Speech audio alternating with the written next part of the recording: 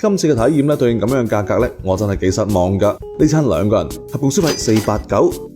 大家好，我係有嗰句講嗰句嘅斜槓莊園 Theo， 又係返筍茂上鐘嘅一日啦。上鐘前咧去咗下呢一棟咧，我10年前喺入邊經歷過無數加班夜晚嘅寫字樓啊，邦華環球廣場。廣場仲係嗰個廣場，但係入邊嘅商鋪咧已經換咗好幾手啦。綠山冇咗，海月咧都冇埋，以前嘅海月咧變咗佢啊，養魚蘇的莊園。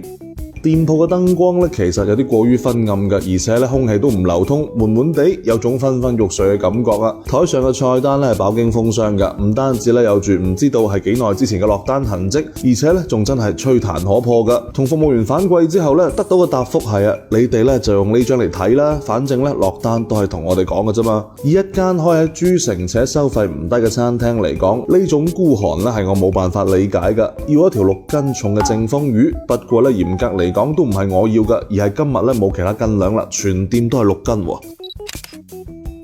但從最尾嘅賬單嚟睇咧，呢個6斤真係有待商榷嘅，畢竟冇小數點，硬係咧覺得怪怪地。等候上菜嘅呢段時間咧，大佬覺得咧有啲餓啊，問咗一圈有咩菜咧可以即刻出嘅，於是咧就落單咗。服務員信誓旦旦話5分鐘就可以出嘅酸辣無骨鳳爪。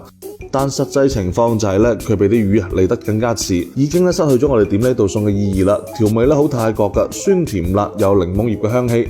默認嘅鍋底咧就係用農夫山泉嘅清泉水湯底，真係就淨係喺呢個基礎上面咧直接加薑片啊、蔥段同埋紅蘿蔔。除咗5蚊雞嘅茶位費，仲要咧收取10蚊一位嘅配料費嘅。檸檬葉絲、小青桔、泰式酸辣汁、薑葱、辣醬、小米辣同埋一碗啦焦圈葱絲薑絲豉油。基礎嘅入座成本咧已經咁高啦，呢個咧令我更加不能夠理解呢間店喺服務同埋環境上面嘅問題啊。首先登場嘅咧係魚頭、魚骨、魚尾。水滾之後咧，服務員咧會主動幫手將佢落鑊㗎，並且計時5分鐘後咧就食得㗎啦。所謂正風魚，其實咧係中山嘅一個品牌養殖嘅大頭魚，亦即係花鰱。魚頭魚骨部分嘅正風魚咧，其實同一般嘅大頭魚，除咗食唔出土腥味之外咧，並唔會拉開太大嘅差距㗎。真正嘅戲肉咧係魚片部分，同一般嘅大頭魚區別咧仲係比較大㗎。上台前咧係有鮮調味㗎，應該咧係用咗花生油、胡椒粉、糖同埋味精，係一個咧有水平嘅醃製調味嚟㗎。只不過喺廣州食到嘅正風魚咧，不論係以前嘅馬場店啊，定係而家呢間邦華店，都同中山本店咧有住明顯差距㗎。魚肉咧冇土腥味，而且咧比一般嘅大頭魚更結實，但咧又唔會影響佢嘅嫩度。從我夾起身嘅狀態嚟睇咧，大家應該就可以睇得出孰優孰劣啦。其實最令我痴迷嘅咧係魚皮嘅部分啦，膠質感咧非常重，係肉眼可見嘅厚同埋 Q 彈㗎。打輪過後嘅魚皮淥過之後咧，間唔中會有呢一種好似網格狀嘅狀態，睇落咧就令我食指大動啦。但係咧廣州店嘅魚皮係咁樣嘅，冇咗嗰種精氣神啊，彷彿咧失去咗活力。據知情人士透露咧，最初咧呢啲大頭魚同脆肉鯇啊、脆肉羅非咧係一同混養嘅，而佢嘅加入咧主要咧係為咗魚池內嘅生態平衡。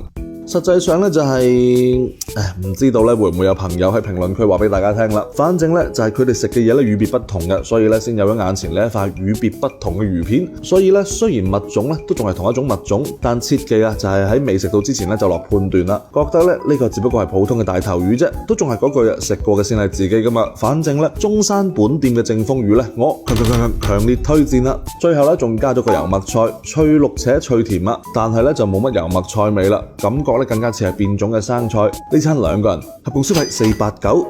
有句講句，今次嘅體驗咧對應咁樣嘅價格咧，我真係幾失望㗎。本來菜品價格咧真係唔低㗎，同阿爸阿媽講，今晚咧食咗條58蚊一斤嘅大頭魚，絕對係孖件打系列啦。